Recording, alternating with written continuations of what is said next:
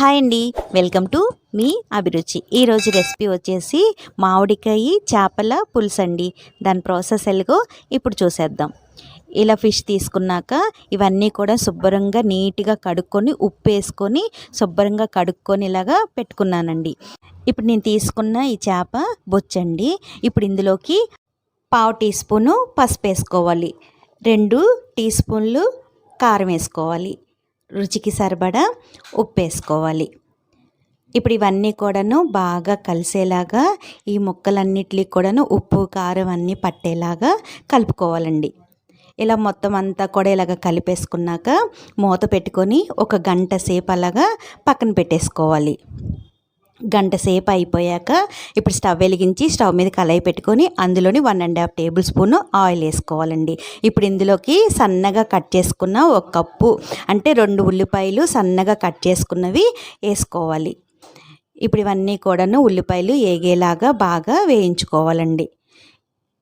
ఇలా ఉల్లిపాయలన్నీ కూడాను ఏగిపోయాక ఇప్పుడు ఇందులోకి 1/2 టేబుల్ స్పూను అల్లం వెల్లిపాయ పేస్ట్ వేసుకోవాలి. ఈ అల్లం వెల్లిపాయ పేస్ట్ బాగా కూడా ఏగేలాగా వేయించుకోవాలండి. ఇలా ఏగిపోయాక ఇందులోకి 1/2 టీ స్పూన్ పసుపు వేసుకొని సన్నగా కట్ చేసుకున్న పచ్చిమిర్చి ఒక 5-6 వేసుకొని బాగా కలుపుకోవాలండి.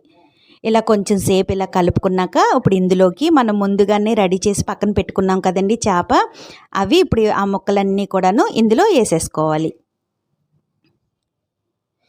ఇలా మొత్తం అన్నీ కూడా వేసేసుకున్నాక మనం గరిటె పెట్టి కదపకుండాను ఒకసారి కళాయిని ఇలా కలుపుకుంటూ ఇప్పుడు ఇది మూత పెట్టుకొని ఒక 2 నిమిషాలు ఉడికించుకోవాలండి. ఇలా 2 నిమిషాలు ఉడికిపోయాక మూత ఓపెన్ చేసుకొని ఒకసారి మళ్ళీ ఇదంతా కూడా ఇలాగా కలుపుకోవాలండి. ఇప్పుడు ఇందులోకి 2 చిన్న సైజు నిమ్మకాయ అంతా చింతపండు తీసుకొని ముందుగానే నానపెట్టుకొని ఇలా గుజ్జు తీసుకొని పెట్టుకున్నానండి. ఇదంతా కూడాను ఇందులో ఇలాగా వేసేసుకోవాలి. మనం గరిటె పెట్టి తిప్పకూడదండి, ఇలాగ కుదుపుకుంటూ ఉండాలన్నమాట.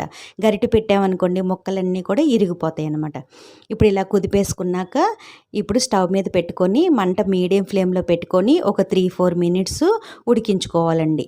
3-4 మినిట్స్ అయిపోయాక మూత ఓపెన్ చేసుకొని ఇందులోకి ముందుగానే ఒక మామిడికాయ తీసుకొని చెక్కు తీసేసి ముక్కలుగా కట్ చేసుకొని పెట్టుకున్నానండి. ఇవన్నీ కూడా ఇప్పుడు ఇందులో వేసేసుకోవాలి. ఇలా మొత్తం అంతా కూడా వేసేసుకున్నాక ఇప్పుడు ఇందులోకి 1/2 టీ స్పూను ధనియాల పొడి, 1/2 టీ స్పూను జీలకర్ర పొడి 2 కలిపేసానండి. ఇది ఇప్పుడు ఇందులో వేసేసుకోవాలి. ఇప్పుడు ఇదంతా కూడాను ఒకసారి ఇలాగా కలుపుకున్నాక ఇప్పుడు ఇందులోకి సన్నగా కట్ చేసుకున్న కొత్తిమీర కొంచెం ఇందులో వేసుకోవాలండి. వేసేసుకున్నాక మూత పెట్టుకొని ఒక 2 నిమిషాలు ఉడికించుకోవాలి. 2 నిమిషాలు అయిపోయాక మూత ఓపెన్ చేసుకొని ఇంకా మనకి ఇది రెడీ అయిపోయినట్టేనండి. ఇప్పుడు ఇందులోకి సన్నగా కట్ చేసుకున్న ఉల్లికాడలు కూడా వేసుకోవాలి. వేసుకొని ఒకసారి ఇదంతా కూడా కలుపుకొని ఒక 1/2 మినిట్ అలాగే ఉంచుకున్నాక స్టవ్ ఆఫ్ చేసేసుకొని సర్వ్ చేసేసుకోవడమేనండి. అంతే అండి, ఎంతో టేస్టీగా ఉండే మామిడికాయ చేపల పులుసు రెడీ అయిపోయింది. నచ్చిందండి? ఈ వీడియో కనుక మీకు నచ్చినట్టయితే లైక్ చేయండి, షేర్ చేయండి, మీ ఫ్రెండ్స్కి ఫార్వర్డ్ చేయండి. సబ్స్క్రైబ్ చేసుకోవడం అసలు మర్చిపోదండి. కింద ఉన్న బెల్ ఐకాన్ క్లిక్ చేయండి, నా నోటిఫికేషన్స్ మీకు వచ్చేస్తాయి. Thanks for watching.